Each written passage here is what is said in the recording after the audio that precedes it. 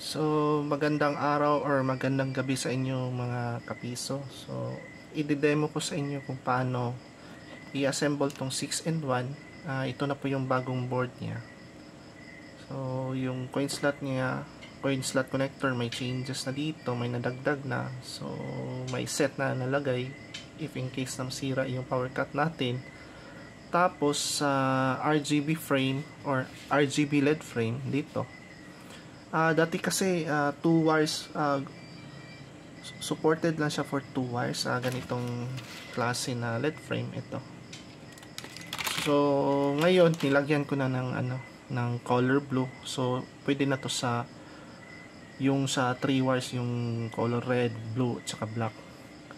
Tapos i-adjust lang natin tong jumper niya. So ilagay natin sa on.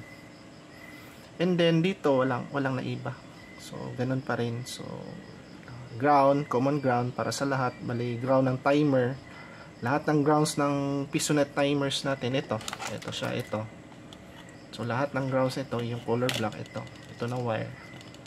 So, maglagay tayo ng wire dito sa ground. Tapos, itali natin yung lahat ng mga color black sa Pisonet timers natin. And then, dito, ang ilagay natin dito is digital counter. Kung gusto nyo malista yung mga nahulog na coins, so dito yung paglalagyan ng digital counter. Wala akong mapakita sa inyo na digital counter. So i-try nyo na lang search digital counter, may lalabas mo yan. 3 wires kasi ang needed dito. Yung signal, meaning yung galing sa coin slot na nag-trigger ng pulse, tapos red at saka black wire. So dito lang po. So, balik tayo sa pag-assemble ng 6-in-1. So, ang kasali kasi sa kit na binibenta ko is ito lang. LCD na 6x2 ang size. Board with Arduino. Nakaprograma po sa 6-in-1. Tsaka yung dalawang push button. So, ang purpose ng dalawang push buttons is increment tsaka decrement or plus and minus. Sa iba naman is up and tapos down. So ito yung sa increment, yung 1, 2, 3, 4, 5, 6, 7 1, 2, 3, 4, 5, 6 since 6-in-1 ito. Tapos pabalik na naman sa 1. So infinite loop siya.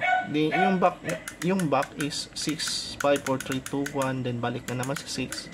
So ganoon lang ang trabaho nila. So ganito lang pag attach yung mga connectors natin kasali na dito. So, madali na lang kasi yung mga connectors is mayroong mga guide. As you can see, yung mga connectors nila mayroong mga na dito. May mga nakalagay na guide. Ayan po. So, JST lang po ito lahat. So, ganyan na po lagay. Saksak nyo lang.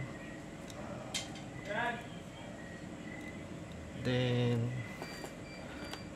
yung second button dito. Tapos LCD, yan po. Then for coin slot, di ba 4 wires yan siya. So hindi kasali yung gray wire. Ang ilagay lang natin dito is yung common wires lang na mostly ginagamit natin. So yung red, white, saka black. So ito yung connector ng coin slot. So yung gray hindi na siya kasali. Ang iba kasi pinutol nila to. Sa akin hindi ko na lang pinuto. So tinali ko na lang to. So ang gawin natin dito is isaksak natin sila dito sa may naka-label na kasi dito. Ayan po. So since power cut ito, ang jumper nakaset sa power cut, ayan po. P-cut nakalagay dyan. So red, white, saka black. Yung set hindi na natin lagyan. So, ganito lang.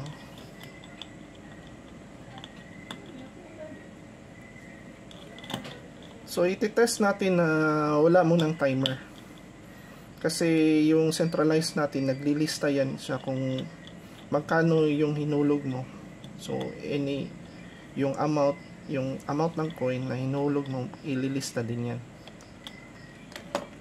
Bali, magre-reflect yan siya dito sa LCD natin. So, lagyan lang natin ng 12 volts dito sa DC jack. 12 volts po na DC ha. Hindi pwede yung transformer type kasi AC yun. So once nagagamit tayo ng transformer type, tapos isaksak natin dito, so masisira yung board. So DC, mga DC adapters lang gagamitin natin. Maximum siguro of 5 amps, okay na yun siya. So ganyan po yung display nya. So kung mapansin nyo, i-press natin yung button, ilapat ko na lang yung ano. Ayan po. Naka-start kasi ito sa 7. So i-adjust ko muna. So ito yung kita ko sa inyo yung settings. So ito yung settings niya. So ibaba ko lang yung camera. So ayan po. So may set button tayo or setting button ito. So pindutin natin ito. So ito yung lalabas una. So number of stations. So since 6-in-1 ito, sinet ko muna sa 6. So kung let's say nagsimula kayo sa 4, tapos nag-avail kayo nito, so ilagay nyo dito 4 para yung lalabas dun sa screen natin is up to 4 only. So ganyan lang po. Then if tapos na, for example 4 lang ang pagganahin natin, press mo ulit yung set button para mag-proceed na naman sa next settings. So ito kasi is 16:2. Pwede ito sa ano, sa 20:4 sa malaking LCD. So nakaset na po ito. Yung binebenta ko kasi yung mga small LCD lang. Tapos if done, press ulit yung ano, yung ulitin ko lang ha. Kasi na-skip yung isang, bali 4 na settings to na nakalagay dito. So done na tayo sa LCD type. Then station name, may iba kasi gagamitin ito sa car wash, charging station, or kung ano pang ano, vending machine. So nilagyan ko ng ibang name dito, kagaya ng station, para common name lang siya. So dalawa lang pagpipilian natin if gagamitin sa PC. So pipiliin natin yung PC. If gagamitin natin for car wash or charging station, so station ang ilagay natin. Pero since ito is gagamitin for PC, so PC ang ilagay natin. Then press ulit tayo ng set button. So yan po yung start PC number, kasi may mga ibang customer, dalawang bibilhin nila nito. So dalawang centralized. So sa kabila nag-start ng PC1 up to PC6. Yung sa kabila naman, yung pangalawang grupo, so mag-start sa PC7. So kaya nakalagay dito start at 7. So let's say i-start natin to ng PC1. So ilagay ko ng PC1 dyan. So after that, press ulit yung button. So magsisave na yun siya. So kahit na i-off mo yung centralize mo, tapos i-on mo ulit. So since na-set na natin yun sa PC1, mag-start sa PC1, so i-try natin i-push yung button.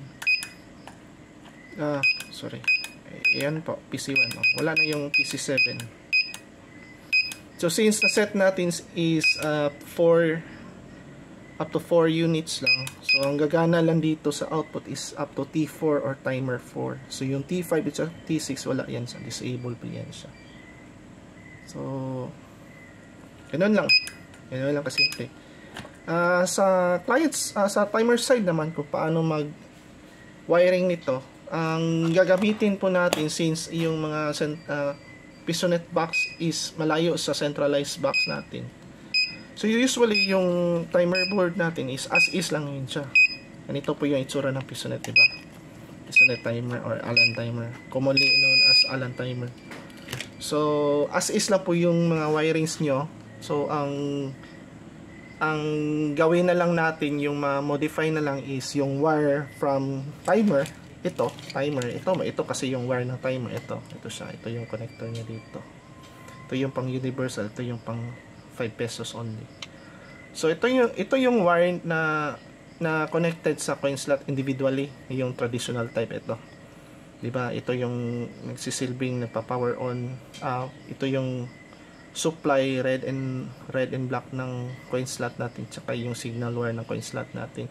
Pero since gagamit tayo ng 6-in-1 centralized, tapos malayo yung box, ang gawin lang natin is gagamit tayo ng UTP cable. So yung wires na lang magagamit, since by default, tatlo po ito. Wala na pong yung red. So, wag nyo na lang putulin yung red. Ito. Itali nyo na lang. I-roll out nyo na lang dito. Ganyan na po i-roll.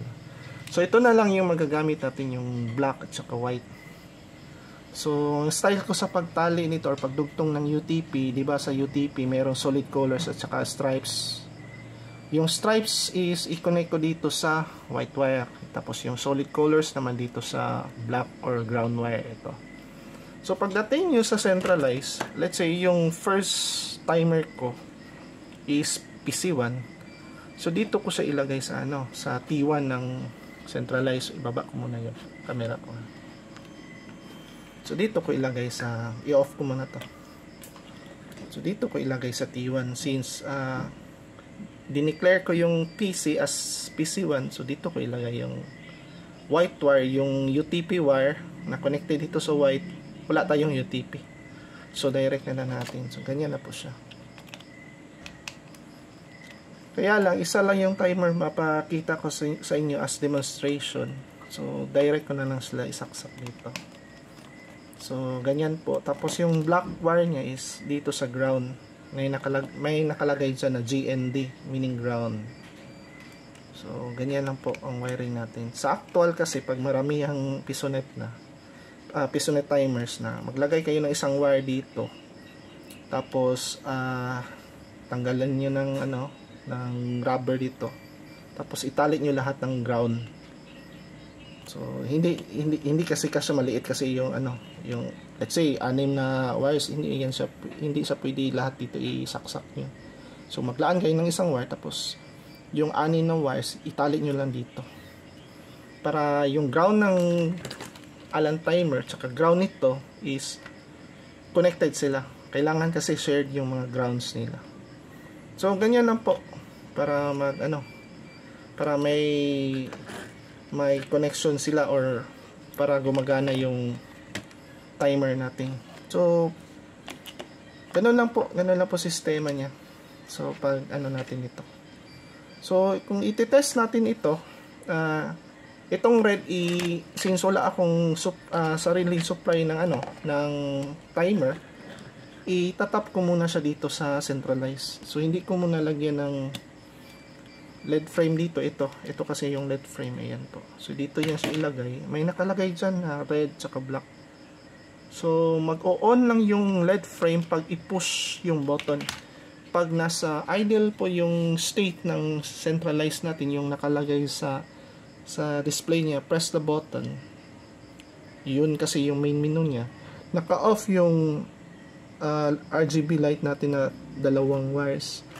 Whereas if ang gagamitin natin is yung blinking or running light, yung 3 wires na red, blue, and black, itong itong jumper, i-transfer natin sa always on. So, para pag on ng centralize, magra-running yung light niya, light ng LED frame niya. So, pag once na i-press mo na yung button, meaning mag-i-insert coin ka na, mag-blink po yung LCD. So, i-transfer muna natin sa always on, tapos yun ang gagamitin natin na RGB frame, yung 3 wires. If in case na 2 yung gagamitin natin, yun. Kung gusto nyo na naka-always on lang, so i-transfer nyo yung jumper sa on. If ayaw nyo gusto na always on, bali gusto nyo lang is mag-o-on lang siya. Once na pa-push yung button, i-transfer nyo dito sa push on yung jumper. So, yun, hindi kasi makita. Ganyan po. Ayan, nakalagay dyan. Ayan, push on. So, ganyan lang po. So, try natin. Ikabit ko muna yung timer dito. So, try lang natin hulugan.